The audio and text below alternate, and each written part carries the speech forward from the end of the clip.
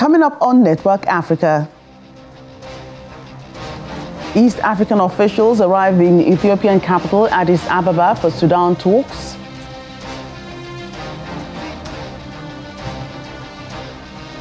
Health authorities in South Africa urge residents to be vigilant about the liquids they consume as the death toll from cholera outbreak rises to nearly 50. And President of Gabon, Ali Bongo Ondimba, announces bid to seek third term in power.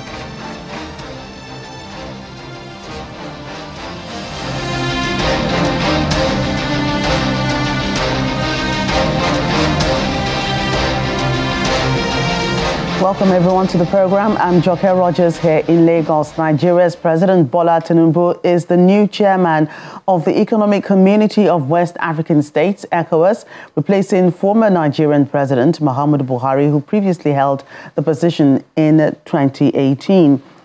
In his acceptance speech, President Tinubu declared that insecurity and creeping terrorism are stunting the progress and development of the region. He warned that the threat to peace has reached an alarming proportion, with terrorism and emerging pattern of military takeover that now demand urgent and concerted actions from member states. Our State House correspondent, Gloria Umezoke, reports. On his first official trip within the African continent since assumption into office, President Bola Tinubu joined his African counterparts in Guinea-Bissau for the 63rd Ordinary Session of the ECOWAS Authority of Heads of State. It is also President Bola Tinubu's first meeting of the ECOWAS Authority, which was last held in December 2022 in the State House, Abuja. A report of the 50th Ordinary Session of the Mediation and Security Council covering security challenges faced by the member countries, the financial state of the body as well as the Africa Continental Free Trade Area were also cogent matters discussed. At the opening ceremony, the president of the ECOWAS Commission, Omar Aliyu Toure, congratulated Nigeria's President Bola Tinubu and that of his Sierra Leonean counterpart on their assumption into office as president. Excellencies, I would like to thank all of you for your attendance. This is perhaps the meeting with the highest attendance of the heads of state and government. Peaceful political transitions in our region are always reassuring to our stability and is testimony of our deepening democracy.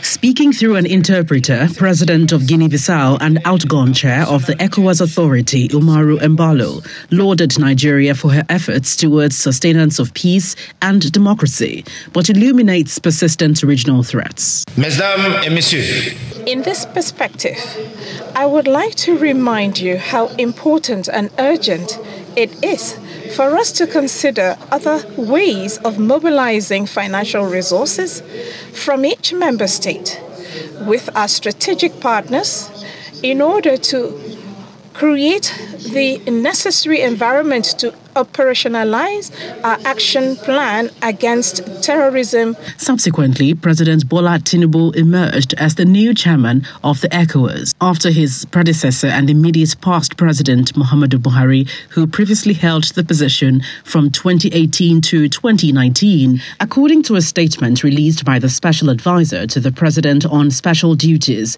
communications and strategy, the new chairman of the sub-regional body, President Bola Tinubu, stated that insecurity and creeping terrorism were stunting the progress and development of the region.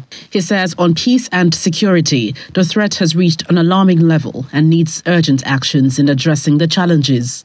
Indeed, without a peaceful environment, progress and development in the region will continue to remain elusive. In this regard, we must remain committed to the utilization of all regional frameworks at our disposal to address the menace of insecurity. The president, who further noted that there is also the Regional Plan of Action on the Fight Against Terrorism 2020 to 2024, says, "I will ensure that we immediately harmonize these plans and mobilize resources as well as the political will towards the actualization of the initiatives." We must work collectively to have an effective regional counter-terrorism measure. The president further asserts that we must stand firm on democracy. There is no governance, freedom and rule of law without democracy. We will not accept coup after coup in West Africa again. The new ECOWAS chair had started off in Guinea-Bissau by giving Nigerian troops a morale booster when he commended the military for the enhanced stability in the region. We assure you of our commitment to peace and democracy across, not only in West Africa's region, but around the world. And hearing that the allowances are paid up to date, we continue to build a virile force. We are very proud of you. And we will not abandon you at any given time. Nigeria depends on you. Nigeria will show the world that you are responsible and you are focused. In the last 13 years, exports of Nigeria to Guinea-Bissau have increased at the rate of 23.3% annually, while the nominal GDP of the ECOWAS is pegged at $816 billion. Gloria Umezuke, Channels Television News.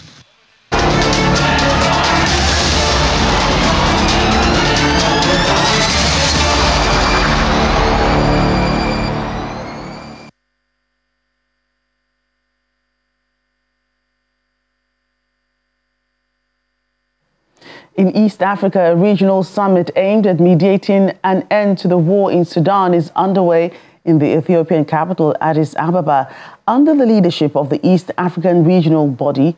The meeting is supposed to bring together representatives of the Sudanese army and the rival paramilitary rapid support forces. However, the Sudanese Foreign Ministry has accused Kenya, the current IGAD chair, of not being neutral, something the Nairobi government denies. The 3-month-long conflict has displaced around 3 million people, and is threatening the stability of the entire region. There are widespread reports of atrocities committed against the civilian population, especially by militias allied to the RSF in the Darfur region. Sudan's military leader, Lieutenant General Abdel Fattah al-Burhan, had said that he would not attend the summit after rejecting Kenya's leadership of the peace efforts for allegedly lacking impartiality. Kenya has previously pledged neutrality on the conflict. At least 22 people have been killed after an airstrike in the Sudanese city of Omdurman. Health authorities say this is one of the deadliest airstrikes yet in the 3 months of the fighting between the country's rival generals. The assault took place in the Dar es Salaam neighborhood in Omdurman, the neighboring city of the capital, Khartoum. According to the brief statements by the health ministry, the attack wounded an unspecified number of people.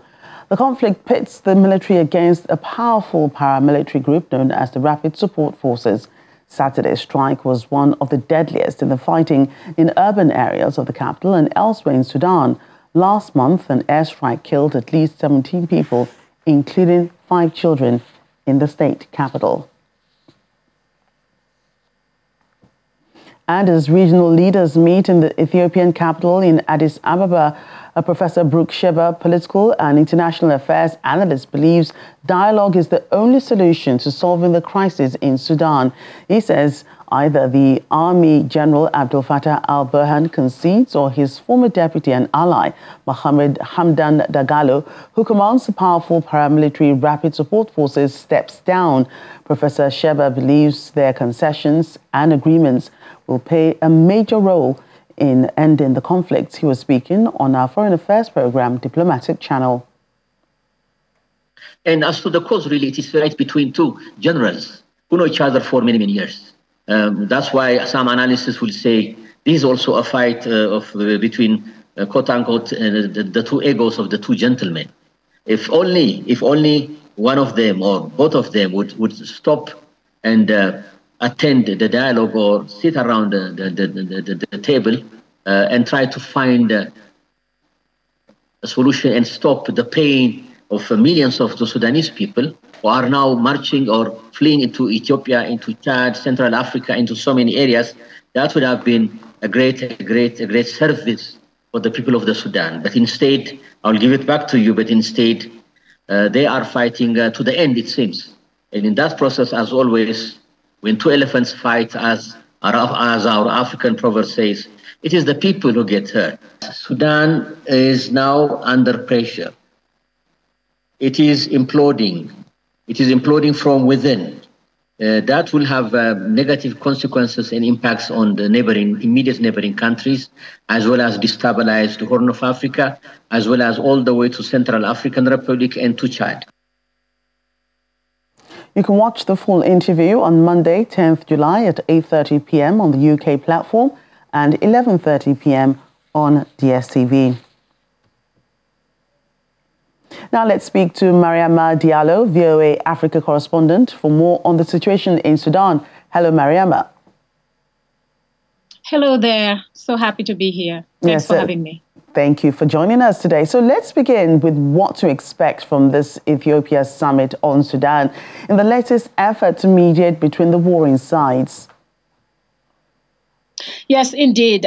This trip to Addis Ababa by the U.S. Assistant Secretary of State for African Affairs, Molly Fee, is obviously aimed to engage with regional African leaders, obviously including the leaders from the African Union Commission and also other leaders from the IGAD bloc, just trying, I think, again, we know that none of the diplomatic efforts have so far bore any fruit. The Jeddah talks have been suspended. So going in there, trying to just find another way, working the diplomatic crowd, if I can say, working the diplomatic core and trying to find a way, out of this crisis. Obviously, they continue to ask the two generals, Al-Burhan and Hemedti, the RSF and the Sudanese army, to stop the fighting, just like everybody else have been trying so far. And I think while Molly Fee is there, he's supposed to also trying to meet with Sudanese people from the civil society. So I hope at this point, I guess we'll find out what comes out of it. But I think the effort is again to mediate and find a way out of this crisis. Almost 3 months into the war.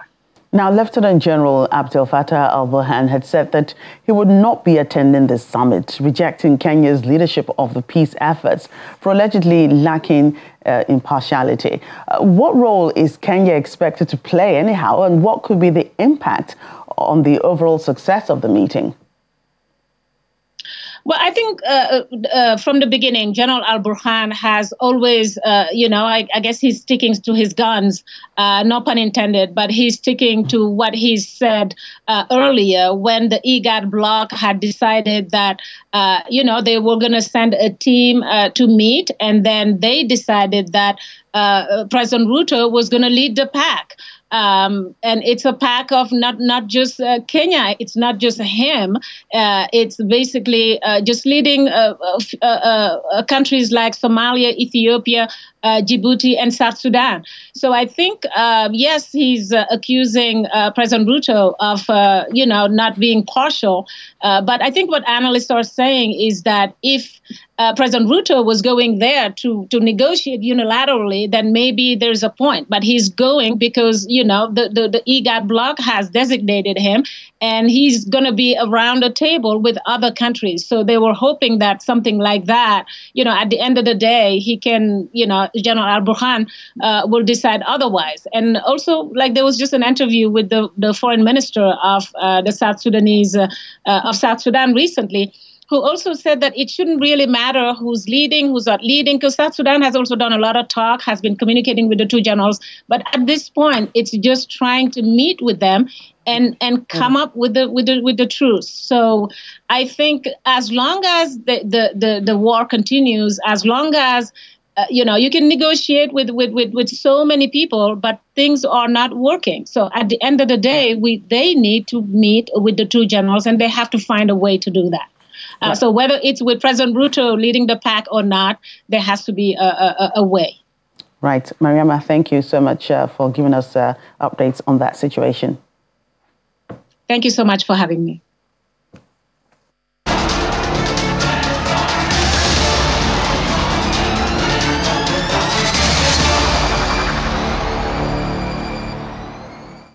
And still ahead on the program. Residents in South Africa's largest city, Johannesburg, wake up to unusual snowfall. Details in a moment. Please stay with us.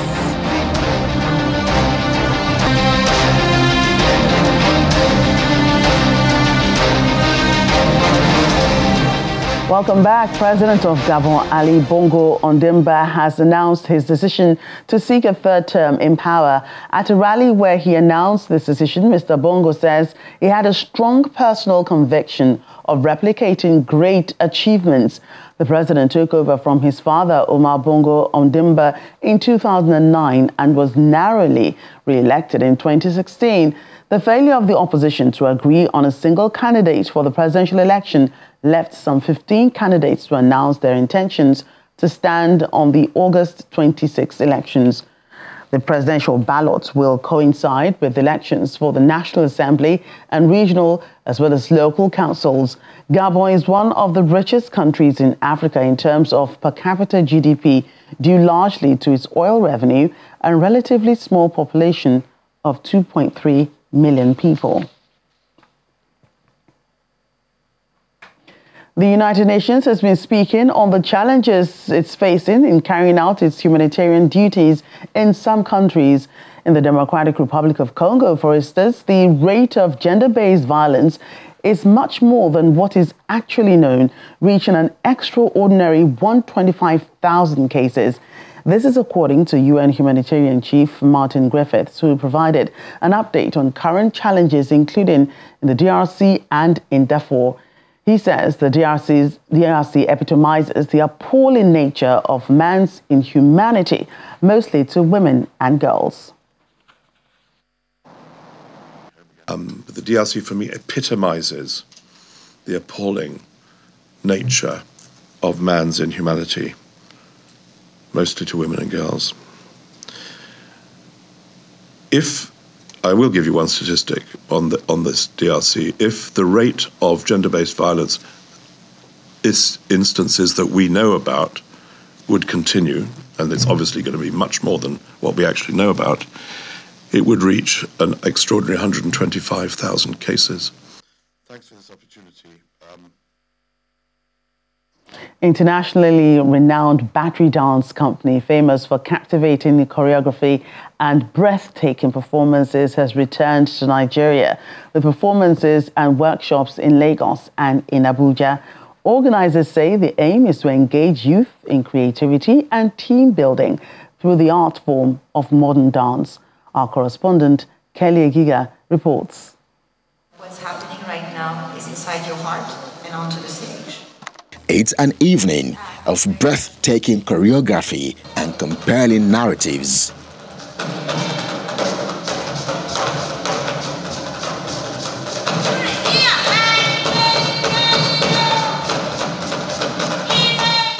The event is put together by a New York-based battery dance company, which is visiting Nigeria for the Dance to Connect program, with support from the U.S. Mission in partnership with the Society for the Performing Arts in Nigeria.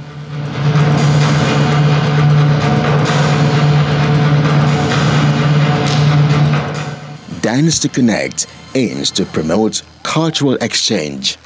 It showcased great talent from New York as well as great talent from Lagos. And what a wonderful mixture of humanity coming together for a common purpose, the universal language of dance.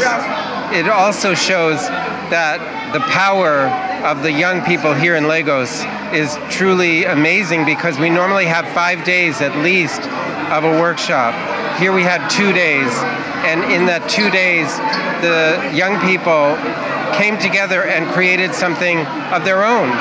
And we're able to present it authentically and with great talent on stage in front of a huge audience. So this says a lot, really.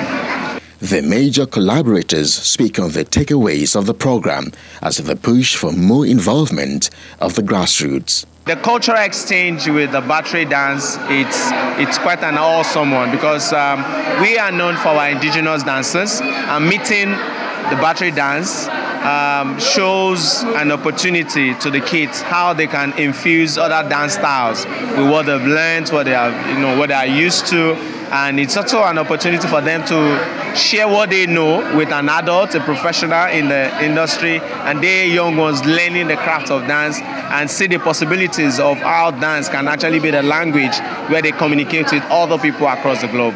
The Dance to Connect initiative offers free workshops and performances in Lagos and Abuja for emerging dance artists, instructors, and stage lighting professionals, focusing on contemporary dance techniques and cultural exchange.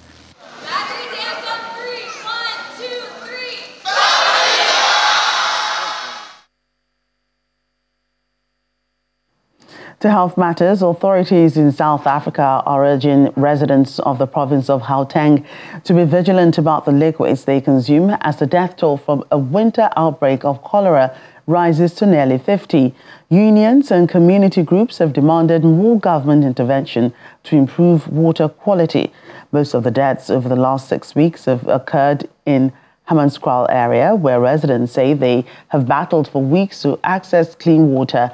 But there have been cases across the country. In many areas, tap water is unsafe and people are forced to rely on government tankers. Cholera, which is mainly spread by contaminated food and water, causes acute diarrhea and vomiting and can kill within hours if left untreated.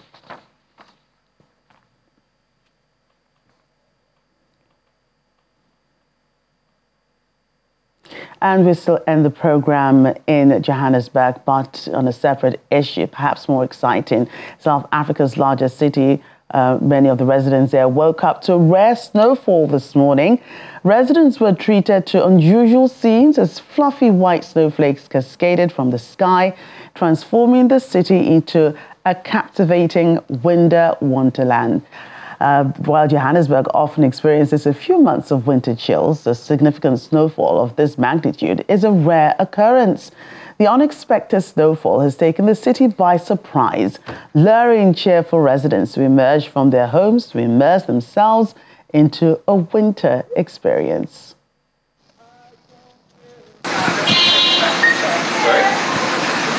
This is not a common sight in Gauteng province, South Africa. Johannesburg, for example, last saw snow in 2012, but here we are. The Weather Service had warned that the night of Sunday, the 9th of July, would be the coldest so far in the province in 2023. And it's brought with it snow, lots of excited adults and children, as well as warnings for caution on the roads. The Gauteng Metro Rail service has also announced that train services have been adversely affected by the cold weather conditions. But overall, across the city, people are making the best of the snowfall. For some, it's a first. This is my first snow experience, and it's very cold, but it's very beautiful, and I'm enjoying the view of it, but it's freezing. What we're experiencing now is so amazing. It's our first experience. I can say for me, it's my first experience. And I'm so excited, and I don't know. It makes me feel very happy and lovely to see snow in South Africa. We don't usually see it. So just a few flakes here and there is enough.